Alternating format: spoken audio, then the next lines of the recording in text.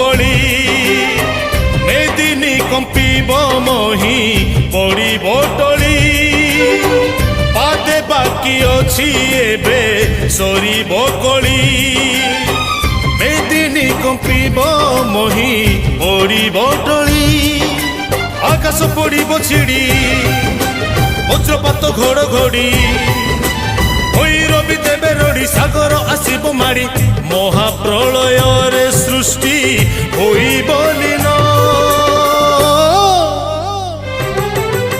আইসি পাহাড়